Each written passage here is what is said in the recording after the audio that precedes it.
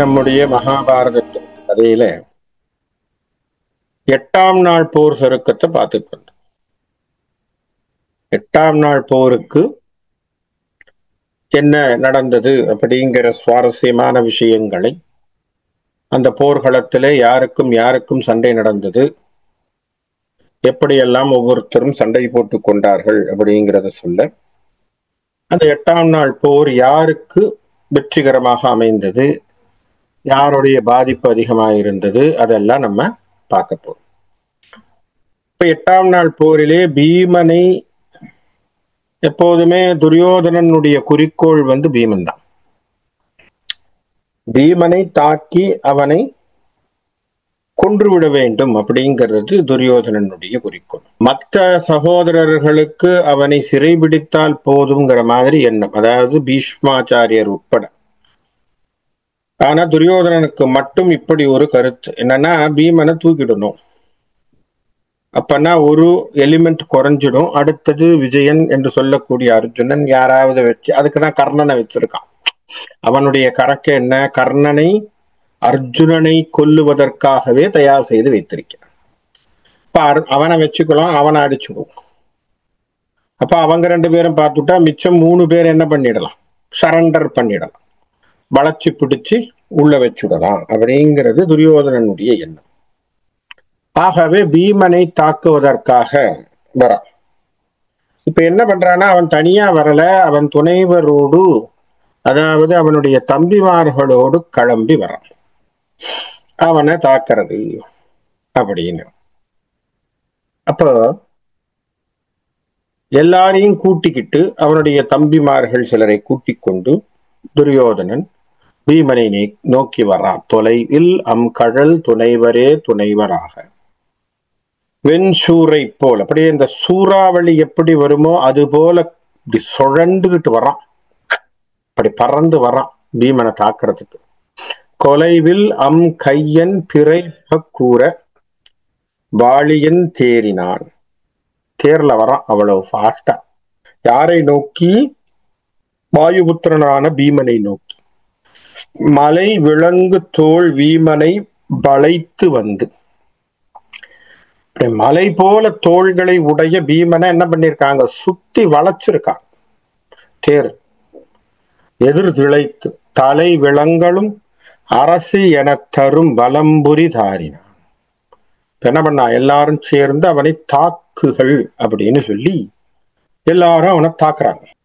எல்லா பக்கத்திலும், ஏன்னா நடுவுல நம்மளுடைய பீமனும், அவனை சுற்றி துரியோதனுடைய தம்பிமார்களும் அவன் மீது அம்புகளை போட்டுக்கொண்டே, சரம் மாறி போட்டுக்கொண்டே இருக்கிறார். அந்த இடத்துல அவர் இருக்கார். இப்ப பீமன் அதுக்கு எதிர்த்தாக்குதலை கொடுக்கிறார். இப்ப துரியோதனனுடைய தம்பிமார்களுடைய அம்புக்கு பீமன் என்ன பண்றான், அதை தடுக்கக்கூடிய சக்திகளை கொண்டு வர்றான். தும்பி மேல் மதத்திடை விழும் தும்பி போல் விரல் தோன்றலும். தும்பின்னா ஒரு சமயத்துல நான் சொன்னேன், யானைக்கு பல பெயர்கள், அதுல தும்பிங்கிறதும் ஒரு யானையினுடைய பெயர். அப்ப தும்பி மேல் மதத்திடை விழும் தும்பி போல், இந்த யானையினுடைய கண்களில் இருந்து மதநீரானது ஒழுகும். அந்த மதநீரை பருகுவதற்கு பூச்சிகள், தும்பி என்ற வகை சார்ந்த பூச்சிகள் எப்படி போய் விழுமோ அதுபோல தம்பிமாரும் உற்ற எய்த வெண் சாயகங்களும் மெய் தைக்கவே வெம்பி வீமனும் தன் சரம் விண்தளத்தில் இவ்வேந்தனுக்கு. அவங்களாம் என்ன பண்ணிருக்காங்க, எல்லாம் அவர் மேல, பீமன் மேலே அவர்கள் விட்ட அம்பு அவரை போய் தைத்த உடனே, முதல்ல ஒரு அடி வாங்கிட்டார் பீமன். பீமன் அடி வாங்கின உடனே அதுக்கு ஆங்கிலத்தில் சொல்லக்கூடிய வார்த்தை ரிட்டாலியேஷன் சொல்லுவோம். ரிட்டாலியேஷன்னா அடிபட்ட உடனே ஃபாஸ்டா அதுக்கு ரியாக்ஷன் கொடுக்கணும் இல்லையா, அத பண்றார். என்ன பண்றாரா, தன் சரம் விண்தளத்தில் இல்வேந்தனுக்கு எம்பிமாரில் இன்று எம்மார் போய் இடம் பிடிக்க என ஏவினான். என்ன பண்ணா, அவன் மேல விட்ட உடனே அவன் அம்ப விட ஆரம்பிச்சான். யார் பேல? அவனை சுற்றி இருந்த துரியோதனனுடைய 8 தம்பிமார்களின் மீது வில்லை ஏவுகின்றான், அம்புகளை ஏவுகின்றான் வில்ல வச்சு. அப்படி போட்ட உடனே அவர்கள் எல்லாம் என்ன பாய்ச்சு இறந்து போயிட்டாங்க. அதுல யார் யார் இறந்தார்கள் அப்படிங்கிற ஒரு லிஸ்ட் கொடுக்கிறார் நமக்கு. முந்த அன்று சென்ற அசுகன் மைந்தன் அசுகம் முழங்கவே சுந்தரன், அவன் பேர் முதல்ல, விசாலக்கணன், வீரவாசி, பௌத்துண்டன், மாகோதரன், மாகவிந்தன், அபயனன், ஆதித்ய கேது, அப்படி 8 பேர் அவனுடைய தம்பிமார்கள். இந்த தம்பிமார்கள் 8 பேரையும் பீமனுடைய வில் ஒரு பதம் பார்த்து அவர்களை சொர்க்க பூமிக்கு அனுப்பிவிட்டது. அப்ப இறந்து போயிட்டான். ஆக வீர மரணங்கள் எழுதிவிட்டார். இது ஆன உடனே துரியோதனன் எதிர்பார்க்கல. துரியோதனன் எதிர்பார்த்தது வேற கதை. அவன் மனசுல என்ன, பீமனை தாக்கிடணும். அவன் எதிர்பார்க்காதது நடந்தது என்ன, அவனுடைய தம்பிமார்கள் இறந்து போன. பட்ட உடனே இவனுக்கு என்ன பண்றதுன்னு ஒரு நிமிஷம் துரியோதனனுக்கு புரியாது. அவனுக்கு ஒரு திக்குமுக்காடி போறான். சரியா?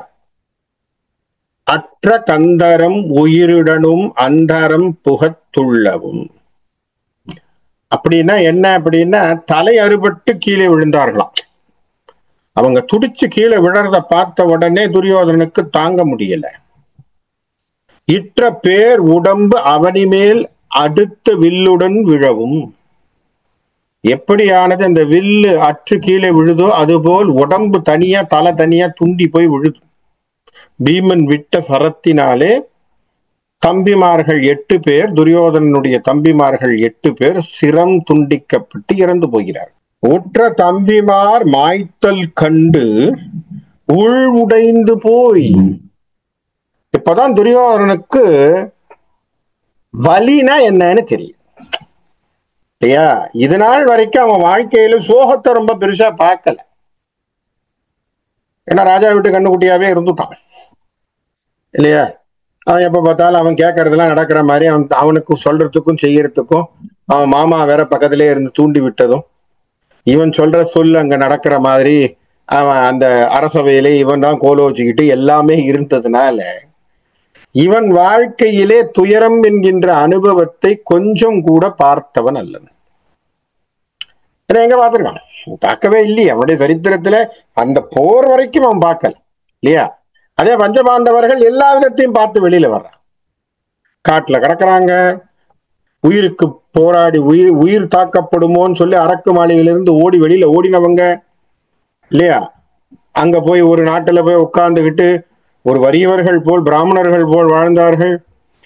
எல்லா விதமான அனுபவங்களையும் பார்த்தவர்கள் பாண்டவர். ஆனா அந்த கொஞ்சம் அனுபவமும் இவனுக்கு இல்லாததால இவனால அவனுக்கு எதையும் மனசுக்குள்ள ஏத்துக்க முடியல. உடனே என்ன செஞ்சான்? உள் உடைந்து போய் மனசு அப்படியே அதைரியப்பட்டு போச்சு அவனுக்கு. உரனுடை கொற்றவன் பெருங்குரு குறிசல் நின்றொழி குறுகினான். குருகுலத்தினுடைய பெரியவராக சொல்லப்படுகின்ற பீஷ்மரிடத்திலே ஓடி போய் கதற ஆரம்பிக்கிறான். துரியோதனன் முதலாக பீஷ்மரிடத்திலே போய் கதறான், அழறான். தன் தம்பிமார்கள் தன் கண் முன்னே இறந்து போன உடனே தன் பிதாமகன் செய்தாள் தனது மௌலி மேல் வைத்து நின்று, அந்த பிதாமகனாகிய பீஷ்மரனுடைய காலை தூக்கி தன் தலை மேல கிரீடத்து மேல வச்சுக்கிட்டு, உன் பிதாவின் மேல் அன்பினால் உலகம் உம்பியருக்கு உதவுவாய். என்ன பண்ண? உங்க அப்பாவுக்கு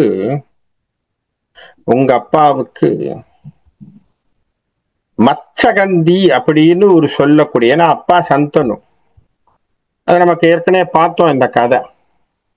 இந்த மச்சகந்தி என்று சொல்லக்கூடிய மீனவ குலத்தை சார்ந்த ஒரு பெண்ணின் மீது அவனுக்கு ஆசை வருகிறது. அவளை கல்யாணம் பண்ணிக்கணும்னு தீர்மானம் பண்ணி அவனுடைய ஆசையை சொல்லுகின்றான். அந்த பொண்ணுனுடைய அப்பா ஒரு கண்டிஷன் போட்டுட்டான். என்ன சொன்னா? என்ன கண்டிஷன் போட்டான்? என் பொண்ணு நீ கல்யாணம் பண்றதா இருந்தா என் பொண்ணு வயிற்றுல வரக்கூடியவனுக்குத்தான் அரசு வரிசை குடிக்கும், அவன் தான் நாட்டை ஆள வேண்டும், அப்ப லீகலா பண்ணுங்கிற மாதிரி பேசிவிட்டான். இது கொஞ்சம் சந்தனுவுக்கு இடர்பாடாக இருந்தது. மனசுல ஒரு விதமான ஒரு நெருடல் அவன் மனசுல இருந்தது. அதனால என்ன பண்ணா, அவன் கொஞ்சம் அதை பத்தி யோசிச்சுக்கிட்டு, ஆனால் தன்னுடைய எண்ணங்களிலே அந்த பெண்ணின் மீது இருந்த ஆசையை தனக்குள்ளே வைத்துக் கொண்டு அவன் ஒரு மௌனியாக இருந்தான். அதை பார்த்த பீஷ்மர் என்ன பண்ணார், அப்பாவுக்கு என்ன பிரச்சனைங்கிறத அந்த தேரோட்டி இடத்துல கேட்டான். தேரோட்டி சொன்ன இந்த மாதிரி அப்பாவுக்கு இந்த பெண்ணின் மீது ஆசை இருந்தது. போய் கேட்டாங்க. கேட்டதுக்கு அவர் ஒரு கண்டிஷன் போட்டாரப்பா, அதனால நம்மளால எதுவும் சொல்ல முடியல, அப்பா கிளம்பி வந்துட்டார் அப்படின்னு உடனே நீ தேரை விடு, நான் போய் பேசுறேன். தேரை எடுத்துக்கொண்டு அந்த மீனவ தலைவனை போய் பார்க்கறான். யாரு? வச்சகந்தியனுடைய அப்பா. பார்த்த உடனே ரெண்டு பேரும் பேசும் பொழுது அவர் சொல்றார், பீஷ்மரிடத்திலே சொல்றார், இதெல்லாம் சரிப்பா, உங்க அப்பாக்காக நீ வந்திருக்கிற எல்லாம் சரி, இன்றைக்கு சொல்லலாம் நாளைக்கு மாறி போயிடும். அதனால என் பெண்ணுக்கு, உங்க அப்பா என் பெண்ணை திருமணம் பண்ண பிறகு என் பெண் வயிற்றிலே பிறக்கக்கூடியவர்களுக்குத்தான் அரசாட்சி தரணும், செய்வியா? அவன் சொல்றான், நீ வா, அரண்மனைக்கு வா, பேசலாம் அதேன்றான்.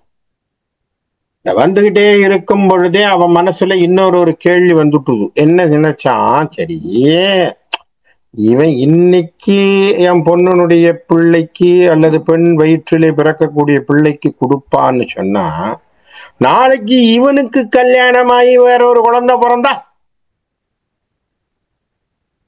அந்த குழந்தை நாளைக்கு என்னுடைய பாரிசோட பிரச்சனைப்பட்டா, என்னுடைய பேரனுடைய எல்லாருடைய பிரச்சனைப்பட்டா, ஏன்னா அவனுக்கு தானே லீகலா இங்க உரிமை இருக்கு.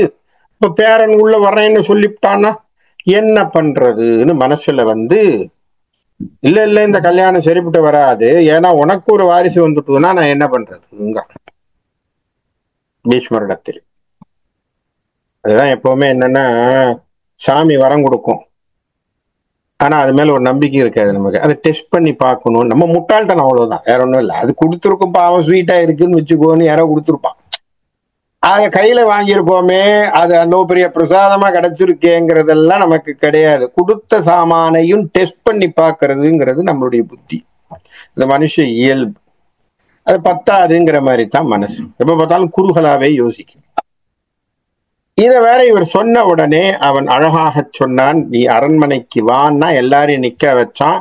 நேரடியா சொன்னா, எங்க அப்பா உன்னுடைய பெண்ணை திருமணம் செய்து கொண்டால் அவள் வயிற்றில் பிறக்கக்கூடியவர்களுக்குத்தான் இந்த சிம்மாசனம். இரண்டாவது, அவன் திரும்பி அடுத்த கேள்வி கேட்கறதுக்கு முன்னாடியே சொல்லிவிட்டார். என்ன சொன்னார், உனக்கு என்னால் பிரச்சனை வரும் நீ நினைச்சன்னா இன்று முதல் நான் கல்யாணம் செய்து கொள்ளாத பிரம்மச்சாரியாக இருப்பேன்.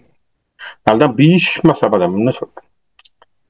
அதை சொல்றான், இந்த இடத்துல சொல்லி காட்டுறான். என்ன சொல்றான், உன் தம்பிமார்களுக்கு இப்படி இப்படி பாருங்க வார்த்தை, பாத்தீங்களா என்ன காரணம், எதுக்காக இந்த வார்த்தை துரியோதனனுக்கு வருது?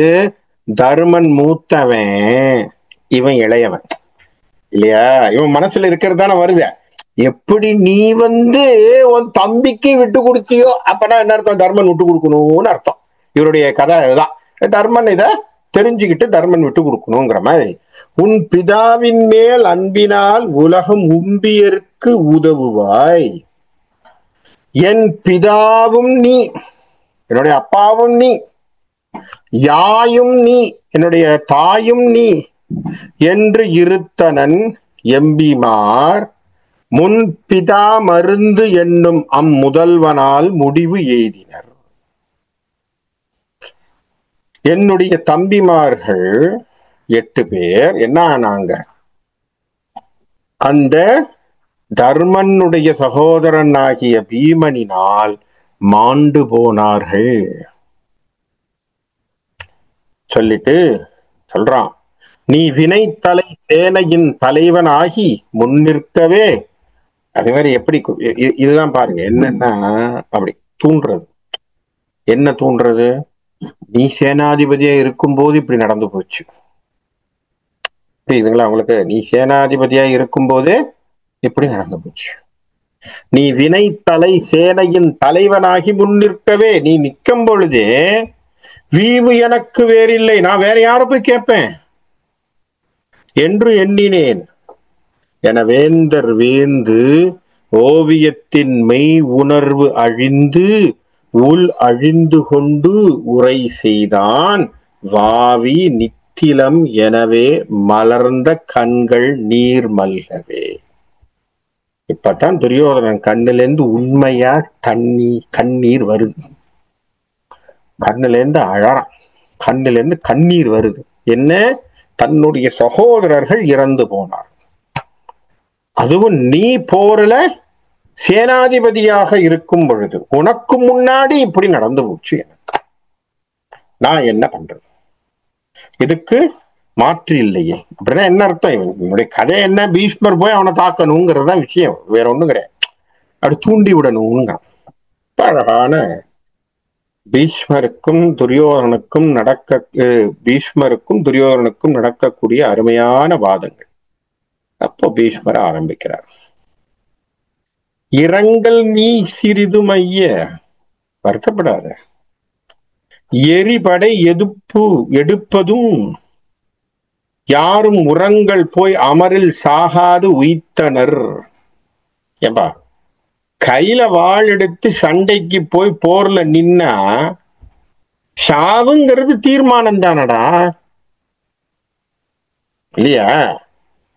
சமையல் கட்டுக்கு போய் கரண்டி எடுத்துக்கிட்டு போய் சமைக்க தெரியாதுன்னு சொன்னா எப்படி இருக்கும், இல்லையா? எனக்கு தெரியாது, ஐயோ அடுப்பே பத்த வைக்க தெரியாதுன்னு சொன்னா சரி வருமா? அந்தந்த இடத்துல என்ன பண்ணணுமோ அது பண்ணித்தான் ஆகணும். போர்க்களத்துல போய் நிக்கிற,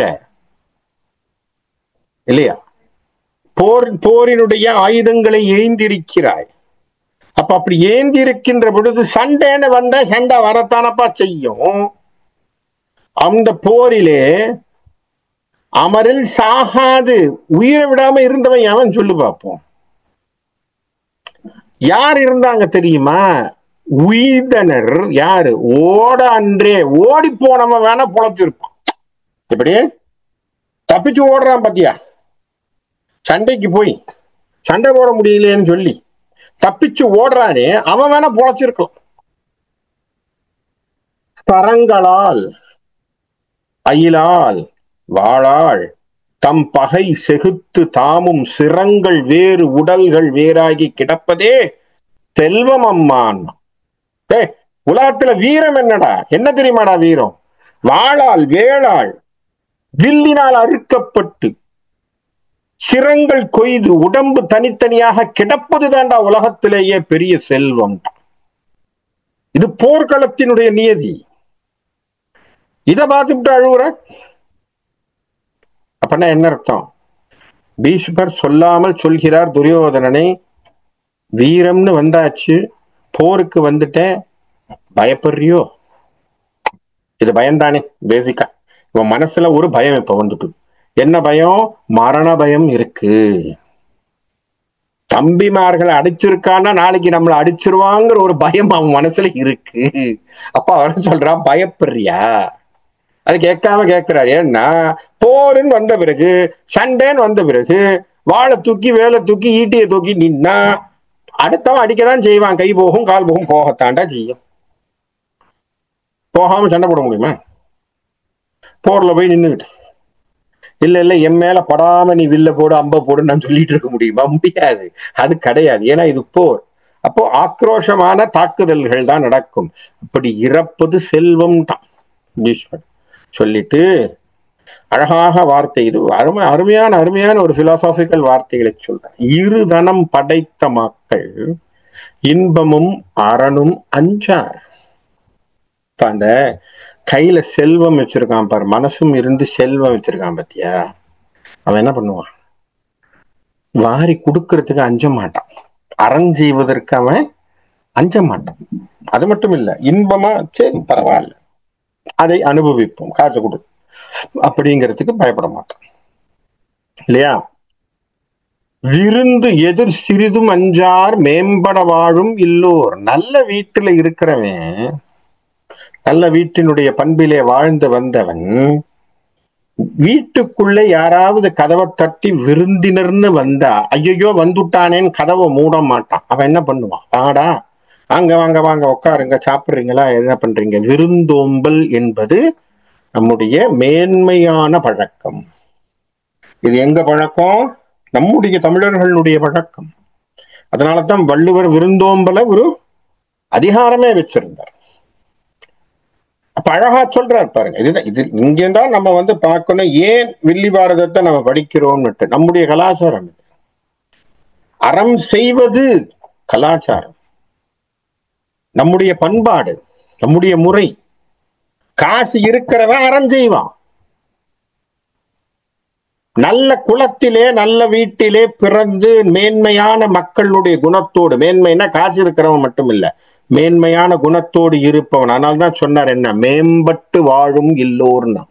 வார்த்தையை பாருங்க, பீஷ்மர் சொல்வது போல் சொல்றார், மேம்பட்டு வாழும் இல்லோ. மேம்பட்டுனா என்ன? மனதினால் மேன்மை உற்று வாழக்கூடியவர்கள் என்ன பண்ண மாட்டாங்க? விருந்தினரை பார்த்து அஞ்ச மாட்டார்கள். யார் வந்தா என்னப்பா, வாங்க வாங்க வீட்டுக்கு வாங்க, தாராளமா வாங்க, சாப்பிடுறீங்க, என்ன சாப்பிடுறீங்க? விருந்தோம்பல். பொருதிய இறப்பை அஞ்சார் போதுமை உணர்ந்த மாந்தர். துறவிகள், ஞானிகள், முனிகள் நாளைக்கு சாக போறோம்னு நினைச்சு பயப்பட மாட்டாங்க. ஏன்? மெய் உணர்ந்தவர்களுக்கு இந்த வாழ்க்கை நிரந்தரம் இல்லை என்கின்ற உணர்வு இருப்பவர்கள். ஆகவே சித்தர்களைப் போல் வாழக்கூடியவர்கள், ஞானிகளாக இருப்பவர்களுக்கு எது இருக்காது? இறப்பை கண்ட பயம் இருக்காது. அதுபோல் அருந்தவ முனிவரும் அஞ்சார். அதுபோல அருந்தவ முனிவர்களும் அஞ்சார். ஞாபகம் வச்சுக்கோ, நல்ல அரசன் என்பவன் அரசரும் ஆடு போர் அஞ்சார். போருக்கு பயப்பட மாட்டான்டா. அப்பனா என்ன அர்த்தம்? துரியோதனா, நீ பயப்படுறன்னு அர்த்தம். நீ என்ன பண்ணிருக்க? பயப்படுற.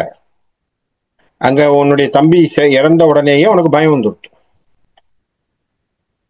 சொல்லிட்டு பீஷ்மர் சொல்றார், இன்னும் ஒன்று உரைப்பேன் கேண்மோ. நான் இன்னும் கொஞ்சம் சொல்றேன் கேளு. சொல்லிட்டு பீஷ்மர் ஒரு கண்டிஷனையும் போட்டார். ஏன்னா அவருக்கு தெரியும் என்னன்னா, இத்தனை நாள் அவனோட தானே இருக்க. இப்ப நம்மளுடைய பழக்க வழக்கத்துல சொல்லணும்னா அவரோட தானே குப்பை கூட்டிட்டு இருக்க. அதனால அவன் என்ன குப்பையை போடுவான்னு அவருக்கு தெரியும். அவர் என்ன சொல்ற, இன்னும் ஒன்று உரைப்பேன் கேண்மோ. இன்னொன்னு சொல்றேன் கேட்டுக்கோ. இரு செவிக்கும் ஏறாதேனும். சமயத்துல நான் சொன்னா உன் காதுல கேட்கறது இல்ல, அதையும் சொல்றார் பீஷ்மர். இரு செவிக்கும் ஏறாதேனும் அப்படின்னா என்ன அர்த்தம்? அப்ப நான் நல்லது சொன்னா கேட்கறது இல்லை, நீ இருந்தாலும் சொல்றேன் அப்படின்னா என்ன அர்த்தம்?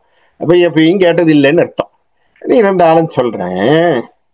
முன் அரசு ஆண்ட வேந்தர் முறைமையின் சிதைந்தது உண்டோ?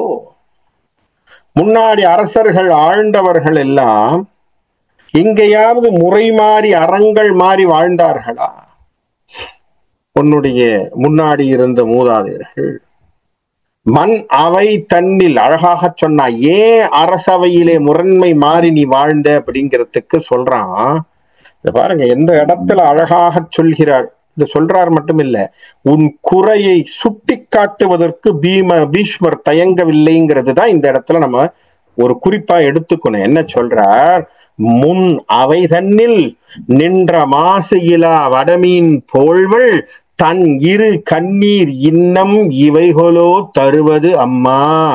ஒரு குற்றமும் இல்லாமல், இந்த விளையாட்டுக்கு சம்பந்தமே இல்லாம தான் தனியா இருந்த இந்த நாட்டினுடைய மருமகளாக இருந்த திரௌபதியை உன்னுடைய தம்பி கிட்ட சொல்லி அரசவைக்கு தரதரன்னு முடிய பிடிச்சு இழுத்து வந்து அவளுக்கு அத்தனை கேடை விளைவித்தாயே.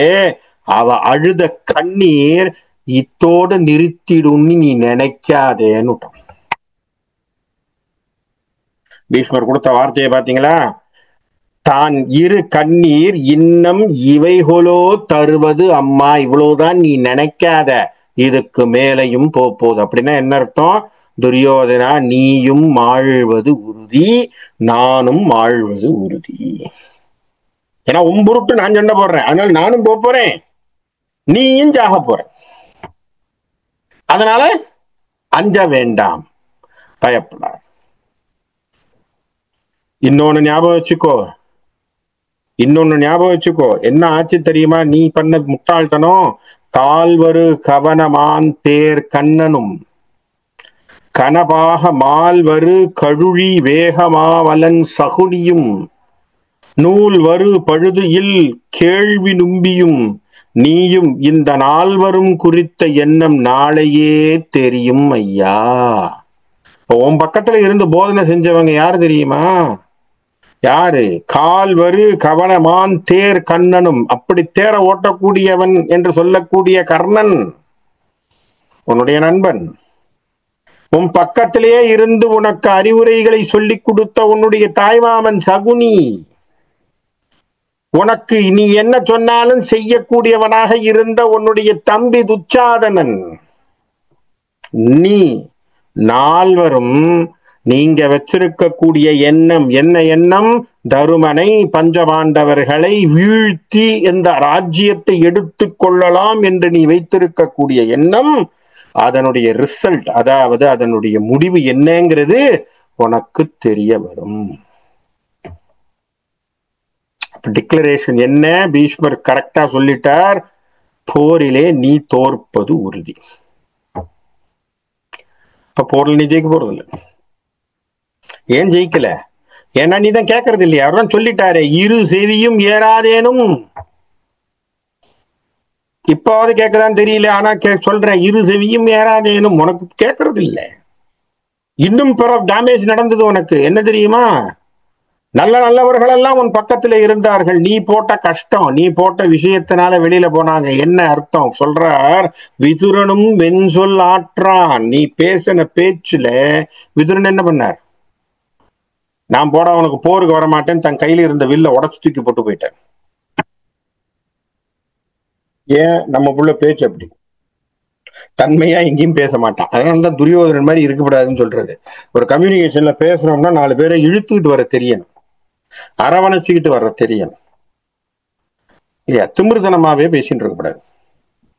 அதனாலதான் துரியோதனிடத்திலிருந்து நாம் கற்றுக்கொள்ளக்கூடிய பாடம் என்னன்னா, கம்யூனிகேஷனை ஒழுங்கா வச்சுக்கணுங்கிறது. நம்முடைய பேச்சு 4 பேரை வசீகரிக்கக்கூடியதாக, தன்மையாக இருக்கக்கூடியதாக, 4 பேரை நம்ம பக்கத்துல இழுக்கக்கூடியதாக இருக்கணும். யாருக்கு அப்படி இருந்தது? தருமனுக்கு இருந்தது. சும்மா போறவன் கூட சப்போர்ட் பண்ணி வருவான் தருமனுக்கு. ஏன்? தன்மையாக பேசக்கூடியவன், மூத்தவன் இருந்தது இல்லையா? அவனுடைய லட்சணம். நீ என்ன பேசின? எடுத்தேன் கவுத்தேன், எல்லாரையும் மட்டு மரியாதை இல்லாம என்ன வார்த்தை? அவையிலே உட்கார வச்சு விதுரனை என்ன வார்த்தை பேசின? வேசியின் மகனே பேசிட்டான். பேசலாமா? தாசியின் பிள்ளைடா நீ, உனக்கு அந்த புத்தி தானடா வரும்னா. அவன் அமைச்சரா இருக்கான், நல்ல ஞாபகம் வச்சுக்கணும். அந்த அரசவையிலே அவன் அமைச்சர். அவனுடைய புத்திசாலித்தனத்துக்காகத்தான் திருதராஷ்டிரனை அவன் அமைச்சரா வச்சுட்டு இருக்கான். அவனை பார்த்து நீ இப்படி பேசுறேன்னா அப்ப என்ன அர்த்தம்? அப்ப என்ன திமிர் உனக்கு? அப்ப அதனால்தான் சொல்றான், விதுரனும் வெண் சொல் ஆற்றான். நீ பேசின பேச்சு வெண்மையான பேச்சுடா. சுடுசொற்களை அள்ளி தெளித்தாய். அவனால தாங்க முடியல, வில்லினை உடைத்து நின்றான். அவன் கையில வச்சிருந்த வில்ல உடைச்சுட்டான். அதிரனன் ஆனால் அன்றி அங்கர்கோன் அமரில் வாரான். நான் போறல அதிரதன்னு எல்லாரையும் சொன்னேன், கர்ணனுக்கு சொல்லல. அவன் என்ன டிக்ளரேஷன் கொடுத்தான் போருக்கு? அவன் என்ன சொன்னா? நான் அதிரதன் இல்லைன்னா வரமாட்டேன். அதுக்கு அடுத்தது அவன் என்ன போட்ட கண்டிஷன் என்ன? பீஷ்மர் உயிருள்ள வரை நான் இந்த களத்துக்கு வரமாட்டேன் சொன்னானா இல்லையா?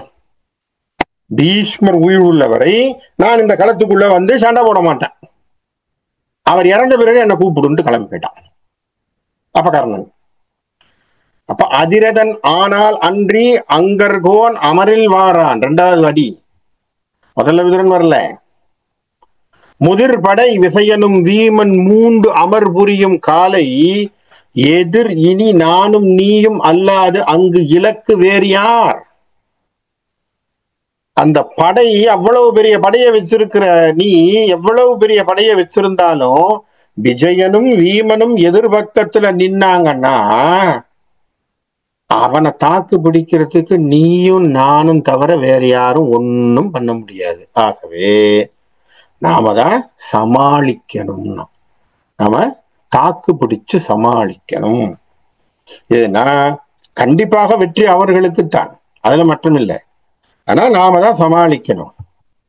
ஆகவே புரிந்து அறம் வளர்க்கும் நீதி பொய்யிலா மெய்யன் அங்கே செறிந்து அவிழ் துளபமாலை திருநெடுமாலும் அங்கே அருள் திரள் அமரில் பொன்றாது அங்கு இருந்தவரை இங்கும் இருந்தவர் காண்பது அல்லால் யார்களோ இறக்கலாதார்.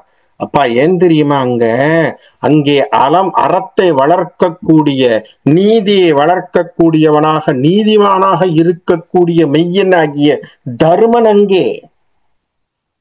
அது மட்டுமா, அவங்களுக்கு யார் சப்போர்ட்டா உட்கார்ந்துருக்கார்? செருந்து அவள் துளபமாலை திருநெடுமாலும் அங்கே. துளசி மாலைய போட்டுக்கிட்டு யார் உட்கார்ந்திருக்கார் அங்க? திருநெடுமாலும் அங்கே. அருந்திரள் அமரில் பொன்றாது அங்கு இருந்தவரை.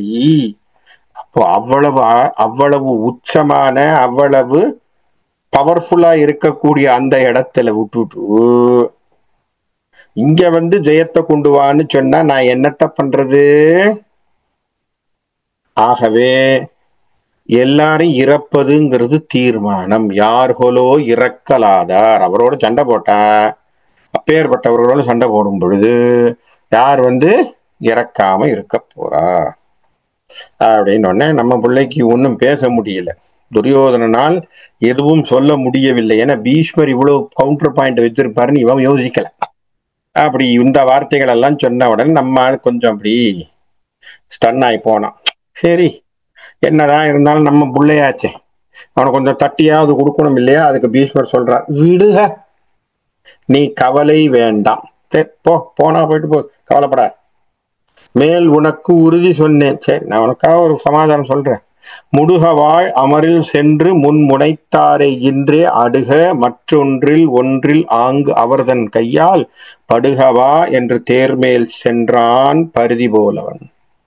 சரி, பரவாயில்ல, அவங்களை போய் சமாளிப்போம், நம்மால முடிஞ்ச தாக்குதலை அவர்கள் மீது செய்வோம், என்னால முடிஞ்ச வரைக்கும் அவர்களை ஜெயம் கொள்ளச் செய்கிறேன் என்று சொல்லி வா பின்னாடின்னு சொல்லி தன்னுடைய தேர்லே குதிரையை கிளப்பிக் கொண்டு பீஷ்மாச்சாரியார் கிளம்பினார். அப்ப பீஷ்மாச்சாரியார் துரியோதனிடத்திலே நடக்கக்கூடிய போரினுடைய இறுதி முடிவை முன்கூட்டியே சொல்லிவிட்டார். துரியோதனுக்கு தெரியாதுன்னு சொல்லவே முடியாது. அவனுக்கு புரியலன்னா அவ்வளவுதான், அவன் மண்டை, அவனை நம்ம ஒண்ணும் செய்ய முடியாது. ஏன்னா அவனுக்கு ஏறலேன்னு இல்லையா? சாமர்த்தியமா பிள்ளைக்கு ஏறி இருக்கும், ஆனா புரியல். அதுக்கு நாம ஒண்ணும் செய்ய முடியாது. காரணம், இவ்வளவு தெளிவாக பீஷ்மர் சொல்லியிருக்கார். என்ன சொல்றார்? அதுவும் படுகளத்துல நின்று பேசுறார். நீ செஞ்ச தப்புன்னுட்டார். நீ செஞ்ச தப்பு, திரௌபதியை கொண்டு அவையிலே மானபங்கம் படுத்தி அவள் விட்ட கண்ணீருக்கு இது பத்தாதுன்னுட்டார். இது பத்தாது, இன்னும் நீ நிறைய சந்திக்கணும். அப்படின்னா என்ன அர்த்தம்? கௌரவத்தினுடைய படைகள் மொத்தம் போகும். ஏன்னா அத்தனை பேரும் பேர் சொல்லி அத்தனை பேரும் பதில் சொல்லணும். இப்போ அதுதான் அங்கே நடந்த விஷயங்கள். அப்ப திரௌபதிக்கு இழைத்த அநீதி அவர் பால் இப்ப யாருக்காக நடக்குதுங்கிறது நமக்கு புரியுது பாருங்க. பீஷ்மரனுடைய உரையிலேந்து வருகின்ற பொழுது தர்மனுக்கு நீதிங்கிறது கூட பேசலவர், திரௌபதிக்கு இழைத்த அநீதின்னு தான் பேசுறார்.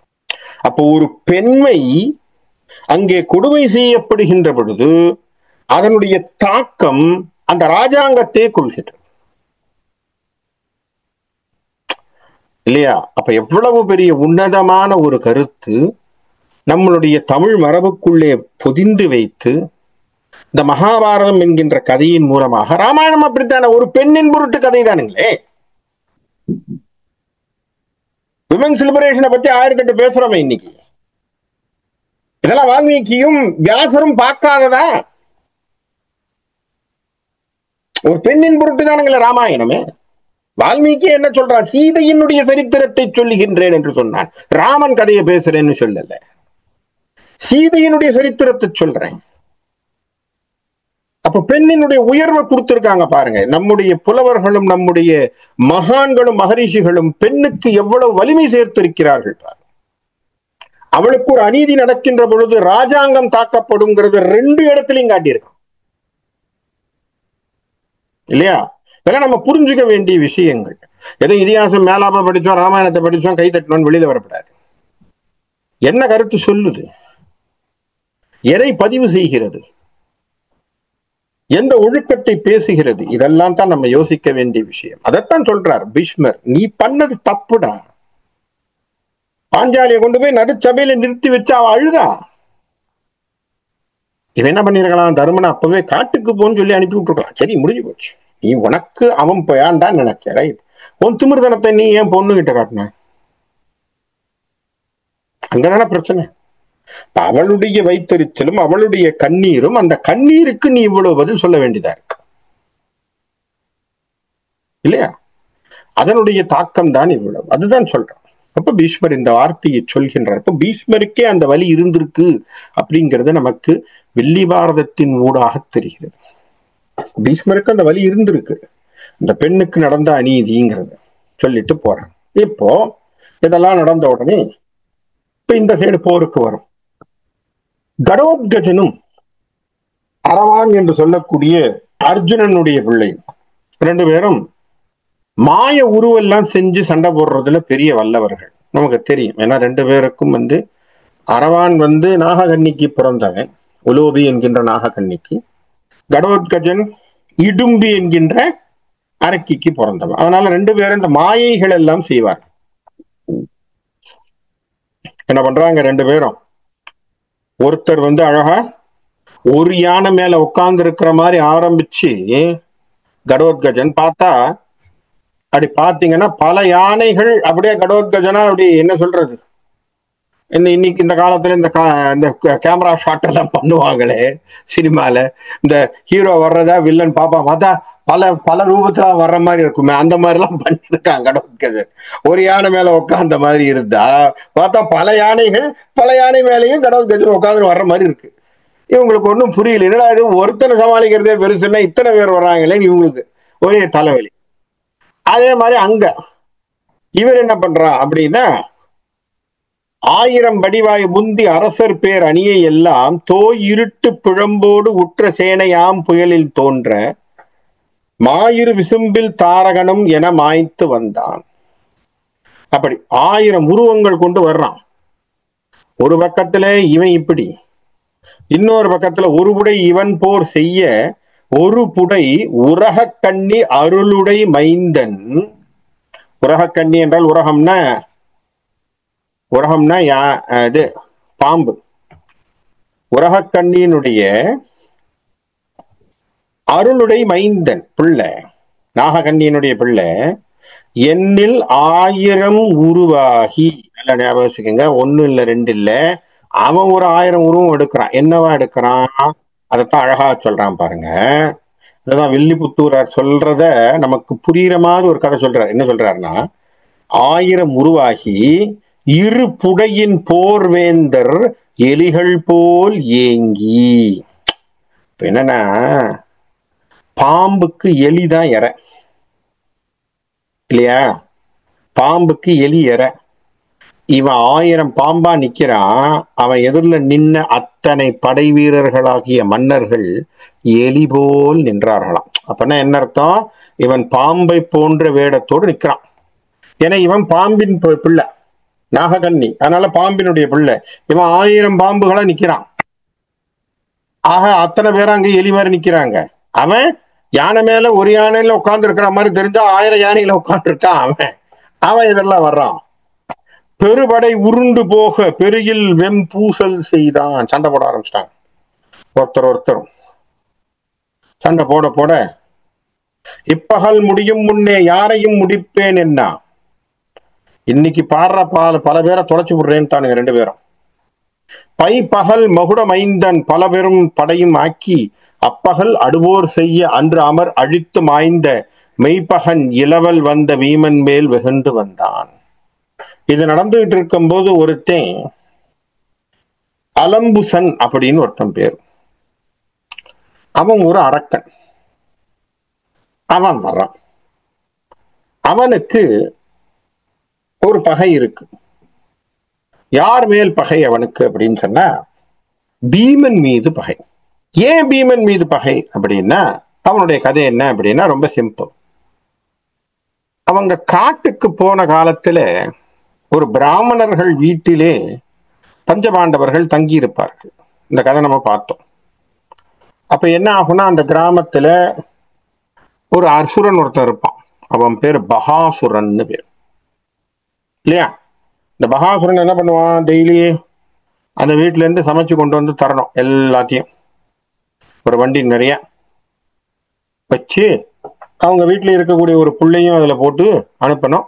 அந்த வண்டியில இருக்கக்கூடிய அத்தனை சாப்பாட்டையும் சாப்பிட்டுவிட்டு, இந்த மாடு கண்டுக்குட்டி இது இருந்தா அதையும் சாப்பிட்டுவிட்டு அந்த பிள்ளையும் சாப்பிட்டுருவோம்.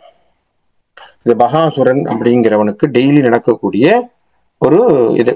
அந்த கிராமத்துல இருக்கிறவங்க கட்டுப்பட்டு நிதமும் ஒருத்தரா தன்னுடைய வீட்டுல இருந்து அனுப்பிட்டு இருந்தாங்க. இப்ப அந்த இடத்துல ஒரு நாள் பார்த்தா பஞ்சபாண்டவர்கள் தங்கியிருந்த ஒரு குட்டில் பக்கத்துல இந்த சத்தம் கேட்குது. ஒரு பிராமண அம்மா தன் பிள்ளைய அனுப்ப மாட்டேன்னு ஓன்னு அழுது.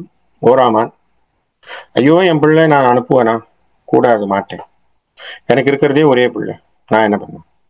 அந்த பையன் சொல்றான், பரவாயில்லம்மா, அப்பாவுக்கு உடம்பு முடியல, அதனால நீ போ, தேவையில்லை, நான் போயிட்டு வரேன். ஐயோ நீ போனா உன்னை உயிரோட பார்க்க முடியாதா? உன்னை சாப்பிடுவான். பரவாயில்ல, ஏன்னா நம்ம எல்லாருக்கும் தானே, நம்ம இந்த ஊருக்கு தானே நம்ம நியதியா வச்சிருக்கிறோம், டெய்லி ஒருத்தர் போகணும்ட்டு.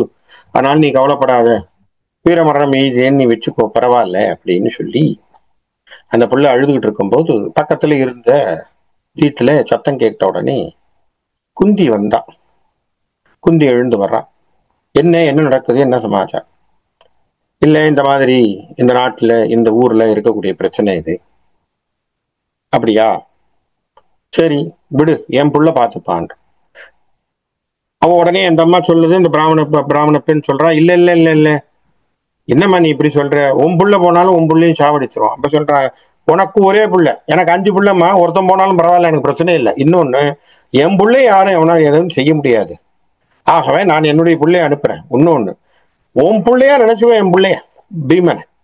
அதனால பீமன் போய் சமாளிப்பான்னு சொல்லி பீமனுக்கு வண்டியெல்லாம் வச்சு அதுல எல்லா சமையல் சாப்பாடையும் வச்சு அவனை அனுப்பி விடுறாங்க. பீமன் என்ன பண்றான், கடைசியில அந்த மலை ஒண்ணு இருக்கு, அந்த மலை கோயிக்கிட்டு தான் போகணும். போய் வச்சு வண்டியில எல்லா சாப்பாட்டையும் வச்சுட்டு ஓ பகாசுரான்னு ஒரு சத்தத்தை போட்டுவிட்டு அவனை எழுப்புற மாதிரி எழுப்பிட்டு இவனே எல்லாத்தையும் சாப்பிட்டுட்டான். பீமனே எல்லாத்தையும் திறந்து எல்லா சாப்பாட்டையும் பீமனே முழுக்க சாப்பிட்டு ஏப்ப விட்டு உட்காந்துருக்கான். அவனுக்கு ஒரே கோபம் பகாசுரனுக்கு. வந்தவன் பார்த்தா பாத்திரத்துல எல்லாம் ஒரு சாப்பாடையும் இல்லை, ஒண்ணும் இல்லை. 2 பேருக்கும் சண்டை நடக்குது. கடைசியில பகாசுரனை கொன்று தலை கை கால் எல்லாம் போட்டு உடைச்சு அவனை உருட்டி, இந்த பிண்டம்னு சொல்ற மாதிரி, பகாசுர பிண்டம்னு வேற இருக்கு, பகாசுர பிண்டம்னு சொல்லுவான், அப்படி பண்ணி வச்சுட்டான். அந்த பகாசுரனுடைய தம்பி இந்த அலம்பூசன்னு பேர். அவனுக்கு பீமன் சாவடிச்சதுனாலே இந்த பீமனை கொல்ல வேண்டும்னு அவனுக்கு ஒரு கோபம். அதனால அவன் என்ன பண்றான், பீமனை அழிப்பதற்காக வர்றான். இப்ப இவங்க 2 பேரும் தான் முன்னாடி நின்று சண்டை போட்டுட்டு இருக்காங்களே, யாரு? கடோத்கஜனும் அராவன் என்று சொல்லக்கூடியவனும் நின்று சண்டை போடுறான். வந்த உடனே அந்த அரவானோட சண்டை போடுறதுக்கு நேரா அலம்பூசன் வர்றான். வந்த 2 பேருக்கும் சண்டை நடக்குது. அலம்பூசனுக்கும் அராவனுக்கும் சண்டை நடக்கும். என் உடன் பிறந்தோன் தன்னை யுதிஷ்டிரன் இளவல் கொன்றான். எப்படி வார்த்தை பாரு, அப்படித்தான் சொல்றான் அலம்பூசன். என் உடன் பிறந்தோன் தன்னை யுதிஷ்டிரன் இளவல் கொன்றான். யாரு? பீமன். தன் உடல் பிளப்பேன், அவனுடைய உடம்ப உடைப்பேன். தானே வல் அரக்கரோடு மண்ணுடன் செல்லி நிற்பேன் வந்து எதிர்மலைத்த காலை. நான் பாரு, அவனுக்கு விடாமாட்டேன் வந்தான். மின்னுடைய முகில் போல் சென்றான் வீமனுக்கு இளையோன் மைந்தன். இப்ப என்ன பண்ணா, அவன் வந்தா சரக்குன்னு ஒருத்தன் வந்தான். பார்த்தா யாரு? வீமனுடைய இளையோன் மைந்தன். யாரு இளையோன் மைந்தன்? அர்ஜுனனுடைய பிள்ளை. அவன் தான் யாரு? அராவான். அவன் வரான். வளம்புரி தாம வேந்துக்காக மலையவன் வந்து அலம்புசனோடு சென்றோர் அடங்கலும் அரக்கர் மாய குலம் பழுது அற்ற மைந்தன் கொண்ட பல்வுருவத்தோடு புலம்புறப் போர் பெருந்தான் அந்த அரக்கன் புறந்தந்தானே. இவன் அடிச்ச அடியில, அராவன் அடிக்கிற அடியில அலம்புசன் ஓடி புறமுதுகு காட்டி ஓட ஆரம்பிச்சிட்டான். ஏன்னா அந்த அளவுக்கு ஃபியர்ஸ்ஃபுல் ஃபைட் ரெண்டு பேரும். சரி, அவன் போயிட்டான்னு நினைச்சிட்டு இவன் அடுத்தவங்களோட சண்டை போட்டுட்டு வரான். சரியா? இப்ப நல்லா ஞாபகம் வச்சுக்கணும், அரவான் என்ன உரு? நாககண்ணியினுடைய பிள்ளை. அவன் என்னவா இருக்கான்? பாம்பாக நின்று சண்டை போட்டு கொண்டிருக்கிறான். கரெக்டா? ஏன்னா பாம்பினுடைய பிள்ளை அவன். அப்ப அவனை தோக்கடிக்கணும்னா என்ன பண்ணணும்? பாம்புக்கு எதிராக இருக்கக்கூடியவனா வந்தா தானே சண்டை போட முடியும். அலம்புசன் அவன் ஒரு அரக்கன் தானே, அவன் மாய தோற்றத்தை எடுக்கலாம் இல்லையா? இப்போ அலம்புசன் கருடனாக மாறினான். சரியா? என்ன பண்றான்? அலம்புசன் கருடனாக வந்தான். அஞ்சினான் போன பின்னர் அரவினை அடர்க்கும் மாய வெஞ்சின கழலுன் ஆகி. அப்போ கழுகு மாதிரி மாறி. இப்ப நல்லா ஞாபகம் வச்சுக்கோங்க, பாம்புக்கு பறந்து அல்லது கருடன் அல்லது கழுகை கண்டால் ஸ்தம்பிச்சு போகும் இல்லையா? அப்ப அப்படித்தானே டெக்னிக் அது. அப்போ இவங்க கருடனா வர்றான். இப்போ உறும் என மீள வந்தான், சர்றன் வர்றான். நஞ்சினை உமிழும் வெண்வாய் நாகங்கள் அனைத்தும் ஒன்றாய். அப்படியே எல்லாம் 1000 உருவம் கொண்ட நாகங்கள் எல்லாம் அந்த ஒரு நிமிஷம் கருடனை பார்த்தவொடனே சைக்கலாஜிக்கலாவே ஒரு பயம் இருக்கும். பாம்புக்கு எப்பவுமே நாகத்தை இது கருடனை பார்த்தா ஒரு பயம் இருக்கும். உடனே என்ன ஆயிடுச்சு? 1000ங்களும் ஒன்று சேர்ந்து ஒரு உடம்புக்கு வந்தாச்சு. அரவான நின்னாச்சு. எஞ்சின போல் நின்றான். அப்படியே நின்னுட்டான். நின்ன உடனே அவன் என்ன பண்ணான்? நின்றவன் தன்னை அந்த நிறுத்தனும் வடிவாள் ஓச்சி. இவன் அந்த கருடனை பார்த்து சம்பித்து நின்ன உடனே இதுதான் தருணம் என்று இவன் என்ன பண்ணா? நம்ம அலம்புசன் கையிலே வாழ் எடுத்து வெட்டிட்டான் அரவன். உடனே கொன்றானாக குருகுலத்து அரசன் சேனை வென்றான் அரக்கன் என விரிகடல் போல் ஆர்த்தது. இப்போ நாகக்கண்ணினுடைய பிள்ளை அர்ஜுனனுடைய பிள்ளையாகிய அரவான் இறந்தான், வெட்டப்பட்டான். யாரு? அலம்புசனாலே அடிப்பட்டு அவன் இறந்தான். இறந்த உடனே சும்மா இருப்பாங்களா? அவன் பக்கத்துல இருந்த ஆட்கள் எல்லாம் ஜால்ரா போடுறதுக்கு 4 பேர் இருப்பாங்களே, உடனே எல்லாம் சத்தம் போடு, நாங்க அர்க்கர்களாம், ஜெயித்தோம். அன்று அவன் அடர்ந்த மாயம் ஆர்களோ அடர்ந்த வல்லோர். அப்படி சத்தம் போட்டது, அவ்வளவு பெரிய சத்தம் கேட்டது. புன் சாயகம் கை பெருஞ்சாபம் புசித்து கண்ணால் நீ தீம் சாறு பாயும் செழுநீர் வயல் சென்னேல் வேலி பாஞ்சால நாட்டார் பலரும் படபானம் விட்டார் தம் சாபம் வாங்கி மறைமைந்தனும் தந்தையும் தானே. இந்த நடுவுல பாஞ்சால நாட்டை சார்ந்தவனாக துருபதன் அவன் என்ன பண்றான்? அந்த பக்கத்திலே துரோணனும் அஸ்வத்தாமனும் இடத்திலே சண்டை போட அவர்கள் இருவரும் தாக்கியதற்கு அவன் பயந்து ஓடுறான். யாரு? பாஞ்சால தேசத்தைக்காரன். இது இப்படி நடந்துகிட்டு இருக்கு. இந்த இடத்துல இப்ப யார் இறந்தது? அராவன் இறந்து போனான். விஷயம் இறந்து போனது தெரியுது. இவர்கள் சத்தம் போடுறாங்க. இங்க துரோணர்களோடு பாஞ்சால தேசத்தினுடைய மன்னன், அவன் அப்பா, திரௌபதியினுடைய அப்பா துருபதன், அவனும் இவனும் அஸ்வத்தாமனும் அடிக்க அவன் பயந்து பின்னாடி போயிட்டு இருக்கான். ஏன்னா சண்டை போட முடியாம, ஏன்னா அவங்க 2 பேரும் போரிலே சிறந்தவர்கள், அவனோட சண்டை போட முடியாம பின்வாங்கி கொண்டிருக்கிறான். இப்போ அரவான் இறந்த செய்தி பீமனுக்கும் அபிமன்யுவுக்கும் விழுது. பட்டான் துணைவன் என கேட்டு பரிவு பொங்க. யாருக்கு? அபிமன்யுக்கு வருது கோபம். ஏன்னா அவனுக்கு அவன் சகோதரன் தானே, அர்ஜுனன் புள்ளத்தானே இவனும். ஆஹா, என்னுடைய சகோதரன் மாய்க்கப்பட்டானான். இவனுக்கு கோபம். விட்டான் மணித்தேர் வளைத்தான் தனிவன் சாபம். உடனே பிடிச்சு அங்கேருந்து எந்த இடத்துல இருந்து ஆரம்பிக்கிறானோ அங்கிருந்து அம்பு விட்டுக்கிட்டே வர்றான். தொட்டான் பகழி அபிமன்யு தொடுத்தலோடும் கெட்டார் அரசன் பெருஞ்சேனையில் கெடியில் வேந்தர். ஆகவே இவனை எதிர்த்து, யார்? அரவானியை எதிர்த்து நின்ற அத்தனை பேரை அடிக்கிறான், அம்பினாலே துரத்தி கொண்டு வருகிறான் அங்கிருந்து. இந்த நடுவிலே பீமனுக்கு செய்தி எட்டுகிறது. எப்படி போய் காதுல விழுதான்? மைந்தன் களத்தில் மடிந்தான். யாரு? பீமன் என்ன முறை? பெரியப்பா இல்லையா? பீமன் பெரியப்பா, அரவானுக்கு பெரியப்பா. ஆனா வில்லிபுத்தூரார் என்ன எழுதுறார் பாருங்க, மைந்தன் களத்தில் மடிந்தான். தம்புள்ள இறந்துட்டான்னு துயரப்பட்டான் பீமன். தம்புள்ள இறந்துட்டான். என வாயுமைந்தன் தந்தம் பரியுண்டு எதிர் சீறி தந்தி என,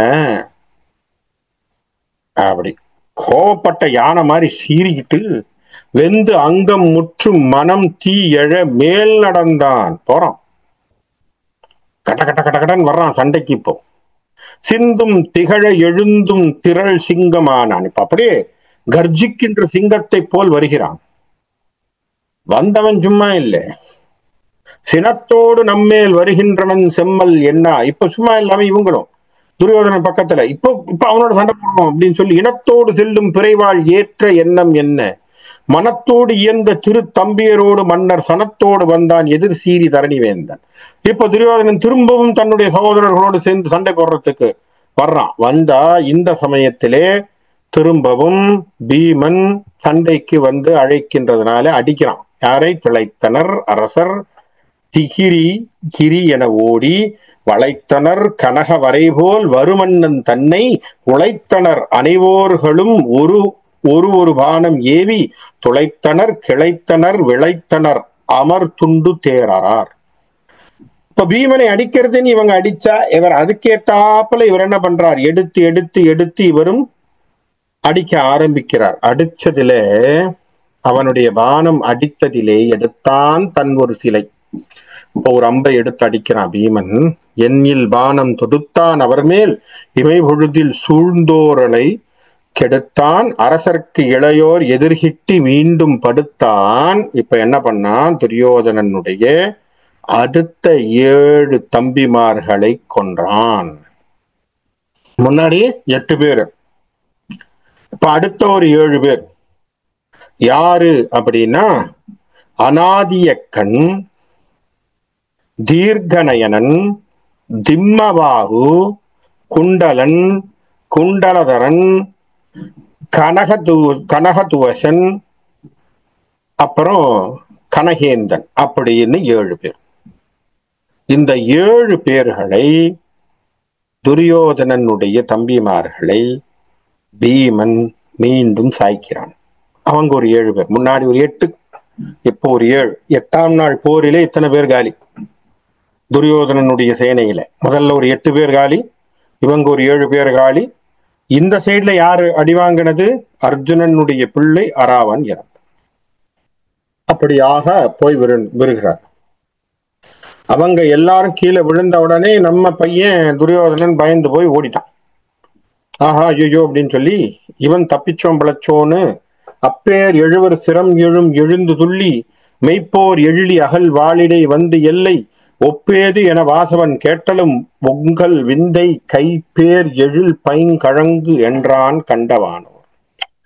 எப்படி அந்த வில்ல விட்டு வீமன் துரியோதனுடைய தம்பிமார்களை கொன்றான் என்பதற்கு வில்லிபுத்தூரார் ஒரு ஒரு ஒப்புமை தர்றார். அந்த காலத்துல பெண்கள் எல்லாம் ஒரு விளையாட்டு ஒண்ணு விளையாடுவாங்க. இந்த கல்லு வச்சு அம்மானைன்னு ஒரு விளையாட்டு ஒண்ணு உண்டு. சங்கத்தமிழ்ல நிறைய பாடல்கள் எல்லாம் எழுதியிருக்காங்க, அம்மானை பாடல். இல்லைன்னா நீங்க கேள்விப்பட்டிருப்பீங்க 7 கல்லு விளையாடுறது, 8 கல்லு விளையாடுறது, ஒரு கணக்கு ஒண்ணு சொல்லுவாங்க. இந்த ஒரு கல்லை மேல தூக்கி போட்டுக்கிட்டு இங்க 2 பிடிச்சிக்கிட்டு வரணும் இல்லையா? இது ஒரு கணக்கு. அது கல்லு மேல போகும், கல்லு மேல போகும்போதே இங்க 2 எடுப்பாங்க, அப்புறம் பிடிப்பாங்க. அதுக்கப்புறம் அந்த 2 கீழே வச்சு மேல தூக்கி போட்டு 2 3 எடுப்பாங்க. இந்த மாதிரி ஒரு கணக்கா எடுத்துக்கிட்டு வருவாங்க. இதுல பாத்தீங்கன்னா மேத்தமெட்டிக்ஸ் நல்ல ஸ்கில் வரும். அதுக்காகத்தான் அந்த விளையாட்டை பாக்குறது. இன்னொன்னு கான்சென்ட்ரேஷன், மேல போறது என்ன டிஸ்டன்ஸ்ல என்ன டயத்துல வருங்கிறது தெரியும். இவ்வளவு இதெல்லாம் ஒரு கணக்குக்கு தான். அதெல்லாம் அந்த காலத்துல இந்த சோழி விளையாடுறது, பல்லாங்குழி விளையாடுறதெல்லாம் கணக்கெல்லாம் வளர்வதற்காக இந்த மாதிரி 7 கல் விளையாடுறதுன்னு பேர். துர்க்கை யாரு? கொற்றவை என்று சொல்லக்கூடிய துர்க்கை, அவ 7 கல் விளையாடினா எப்படி இருக்குமா? அண்ட ஜராஜரத்தை விளையாடினவனா அவ என்ன பண்ணுவாளாம், 7 கல்லுக்கு இருக்கக்கூடிய கோள்கள் எல்லாம் எடுத்து வச்சுதானே கல்லா விளையாடுவாளாம். அப்ப ஒரு கல்லு போடுற மாதிரி கோள்கள் மேல போகுமா, கீழே இறங்குமா. அதை இந்திரன் எல்லாம் பார்த்து வியந்தானா. அதுபோல் பீமன் விட்ட அம்பிலே துண்டிக்கப்பட்ட சிரங்களாக அந்த துரியோதனனுடைய தம்பிமார்களுடைய தலையெல்லாம் அப்படி கிழித்து விழுந்தது பாத்தீங்களா. அது என்னடான்னா, இந்த மாதிரி அம்மானை துர்க்கை அம்மன் விளையாடினா எப்படி இருந்ததோ அப்படி இருந்தது என வில்லிபுத்தூரார் ஒரு கம்பாரிசன் ஒண்ணு கொடுக்கிறார். கொடுத்து சொல்றார், அறந்தந்த வாழ்க்கை முடிக்கின்றனை ஆகி நீயும் இறந்த அந்தரத்தில் இனி ஏகுக எனச் சீறி மறந்தந்து சீயக்குடியோன் கொடி மாசுனைத்தோன் புறந்தத்து போரில் புறந்தந்தனை போகலுற்றான். நான் இன்னைக்கே ஒண்ணு முடிச்சு போடுறேன்னு துரியோதன மேல கோவப்பட்டு சண்டைக்கு போறான் பீமன். உடனே அடிச்சவன் முடிச்சவன் ஓடிட்டான் துரியோதனன். துரியோதனன் பயந்து போய் ஓடின உடனே அந்த இடத்திலே சூரியன் மறைகின்றான், அஸ்தமிக்கின்றான். அன்றைய தினம் அங்கே முடிவுறுகிறது. அப்போ பீமனுடைய கணைகள் பட்டதிலே அங்கங்கே மன்னவர்கள், காயப்பட்ட மன்னவர்கள் அவர்களுடைய பாசறைக்கு போறாங்க. நம்ம துரியோதனன் ஓடி போயிட்டான். தம்பிமார்கள் இறந்த செய்தியை எடுத்துக்கிட்டு ஓடுறான். அவரவர்கள் அந்தந்த போரிலே அடிபட்டவர்கள் அவரவர்களுடைய பாசறைக்கு போகிறார்கள். இப்போ இந்த தகவலானது அர்ஜுனனுக்கு கிடைக்கிறது, தர்மனுக்கு கிடைக்கிறது. அதுக்கப்புறம் படுகள காட்சிகளை பற்றி பேசுறார் வில்லிபுத்தூரார். அதை இன்னொரு முறை பார்ப்போம் அதுல. ஆனா அங்க வருகின்ற பொழுது இராவன் இறந்ததை கேட்டு, அரவான் இறந்ததை கேட்டு அர்ஜுனன் கஷ்டப்படுறான். மனசுல கஷ்டம் வருது. ஐயோ, என் பிள்ளை போயிட்டானே, இவ்வளவு ஆண்மையான பிள்ளை போயிட்டானேன்னு சொல்லும் பொழுது கிருஷ்ணர் சொல்றார், அழாத அழாத. ஏன் தெரியுமா, இந்த போர் நல்லா நடக்கணும்னு தன்னையே முதலிலே களபலி இட்டவன் உன்னுடைய பிள்ளை இல்லையா. முதல் நாள் போர் களபலிக்கு யார் தன்னை களபலி இட்டார்கள்? தன் உடம்பை தானே வெட்டி தூக்கி போட்டவன். அவனுக்கு நான் வரம் தந்தேன், நீ இருடா கொஞ்ச நாள் இருந்து போரை பாருன்னு நான் அவனுக்கு வரம் தந்தேன். ஆகவே அவன் இருந்தான். ஆகவே அன்னைக்கே அவன் உயிர் தியாகம் செஞ்சவன்டா. அவன் இறந்து போயிட்டான், நீ இன்னைக்கு அழுதேன்னா அவன் கொடுத்திருக்கக்கூடிய அந்த களபலி தியாகத்துக்கு பொருள் இல்லாமல் போகும். ஆகவே நீ அதற்காக வருத்தப்படாதே. அன்றே களத்தில் பலி ஊட்டி ஆண்மை வீரன் இன்றே இறந்தான், இதற்கு உன்னி இரங்கலீர். இதுக்காக வருத்தப்படாதீங்க. ஒன்றே மொழியும் உறவோன் முதல் ஐவரும் குன்றே கவித்த குடைகோலன் கூறினான். வருத்தப்படாதே, ஏன்னா அவன் அன்னைக்கே தன்னை தியாகம் செய்தவன். ஆகவே இன்னைக்கு அதுக்கான பொருளை வைத்து முடிச்சிருக்கான். வீரமாகத்தான் தான் சாக வேண்டும்னு என்கிட்ட கேட்டான், ஞாபகம் இருக்கா? நான் அவனுக்கு ஒரு வரம் கொடுத்தேன். ஆகவே வீரத்தோடு அவன் இறந்தான். அதனால இன்னைக்கு இறந்தானே நினைச்சு வருத்தப்படாதீர்கள், தயவு செய்து அதற்காக இறங்க நீங்கள் அழக்கூடாது என்று சொல்லி அவர்கள் மனதிலே தேற்றுகின்றான். தேற்றிய உடனே மற்றவர்கள் எல்லாம் அவரவர்களுடைய பாசறைக்கு போய் அவரவர்கள் தன்னுடைய சமாச்சாரத்திலே முடித்துக் கொள்கிறார்கள். இது 8ஆம் நாள் போர் சருக்கத்திலே நடக்கின்ற ஒரு கதை. அப்ப 8ஆம் நாள் அன்றைக்கு பாண்டவர்கள் பக்கத்திலே அரவான் இறந்து போகிறான்.